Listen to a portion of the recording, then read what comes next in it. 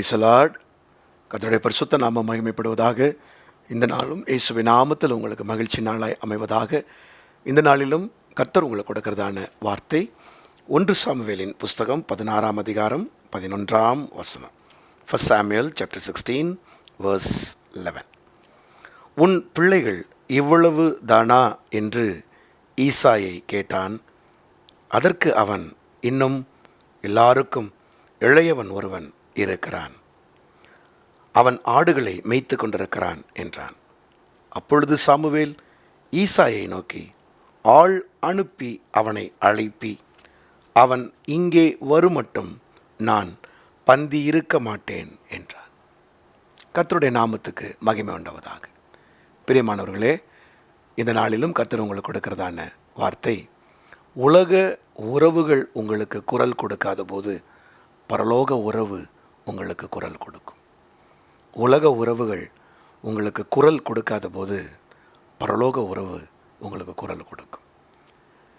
இந்த பகுதியிலே நாம் அறிந்ததான சம்பவம், ஈசாயின் வீட்டில் பலி விருந்து.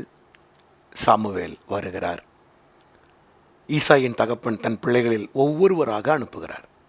மூத்தவன் எலியாப், இரண்டாவது உள்ளவன் சம்மா, மூன்றாவது அமினதாப். இப்படி 1, 2, 3 பேர் சொல்லி கூப்பிட்றாரு அப்பா. கொஞ்சம் யோசிச்சு பாருங்களேன். நம்ம வீட்டில் ஒரு கல்யாணம் நடந்தால், நம்ம வீட்டில் ஒரு ஃபங்க்ஷன் நடக்குதுன்னா, நம்ம வீட்டில் உள்ள எல்லா பிள்ளைகளையும் அழைப்போம் இல்லையா? ஆனால் தாவீது வீட்டில் அந்த பையனை மறந்துட்டாங்கன்னு சொல்லக்கூடாது, அவங்களுக்கு இஷ்டம் கிடையாது அவனை கூப்பிட்றதுக்கு. அவனை பற்றி அவங்க பேசவே மாட்டாங்க. அவங்க தகப்பனை நீங்கள் பாருங்கள், மூத்த பையனை பேர் சொல்லி கூப்பிட்றாரு எலியாவுன்னு, இரண்டாவது பையனை சம்மான்றாரு, மூணாவது பையனை அமினதாப்ன்றாரு. ஆனால் இந்த கடைக்குட்டி பையனை அவங்க கண்டுக்கவே இல்லை. இப்படி தான் உலக உறவுகள் நம்மை புறம் தள்ளும். அது நமக்காக குரல் கொடுக்காது.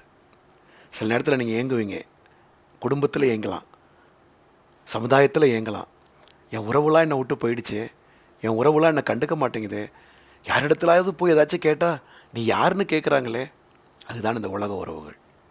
ஆகவே தான் நீங்கள் குடும்பத்தோடு இருப்பது நல்லது, சமுதாயத்தில் இருப்பது நல்லது. ஆனால் தேவனை வைக்கிற இடத்தில் உங்கள் உறவுகளை ஒருபோதும் வைக்காதிருங்கள்.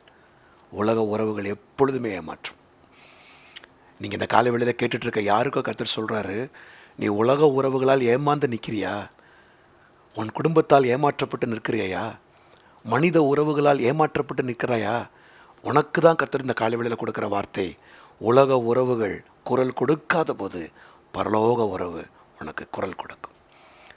யாருமே அந்த இடத்துல தாவீதை பற்றி பேசுறது கிடையாது. எல்லாரும் தாவீதை நிராகரிச்சிட்டாங்க.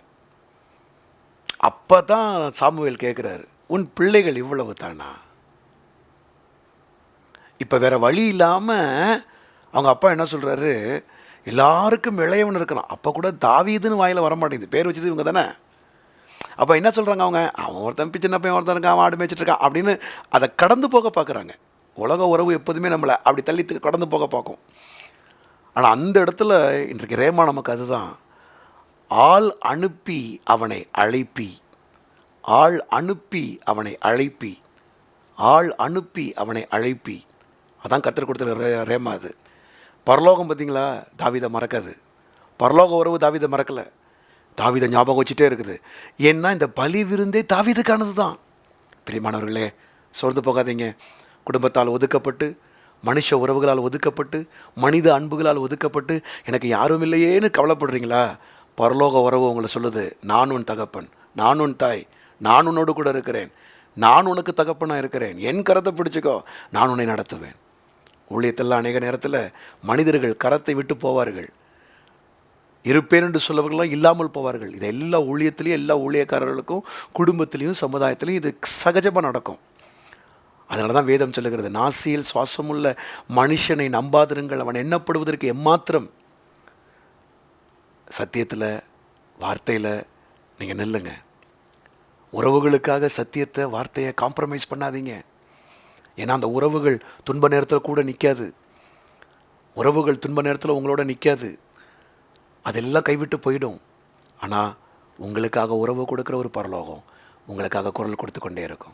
இந்த நாளிலும் உங்களுக்காக பரலோகம் குரல் கொடுக்கிறது. அந்த குரலுக்காய் காத்திருங்கள். அந்த குரலை நேசிங்க. அந்த குரல் என்றைக்குமே உங்களை கைவிடாது. ஜெபிப்போமா? பிதாவே, இந்த நாளில் நீர் கொடுத்ததான வார்த்தைக்காய் ஸ்தோத்திரம்.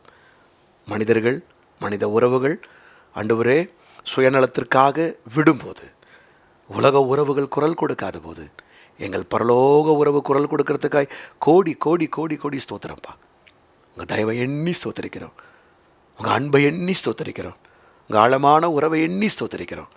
உங்களுடைய பிள்ளைகள் யாராகிலும் இந்த நாளிலே உலக உறவலால் ஏமாற்றப்பட்டு, கைவிடப்பட்டு, நொந்து போய் இதை பார்த்துட்ருக்காங்கன்னா, அவர்களுக்காக நீர் குரல் கொடுக்கறதுக்காய் ஸ்தோத்திரம் ஸ்தோத்திரம் ஸ்தோத்திரம். உடைய பிள்ளைகளோடு இந்த நாளிலும் இருந்து எங்கள் தேவனுடைய குரல் நடத்தட்டும்.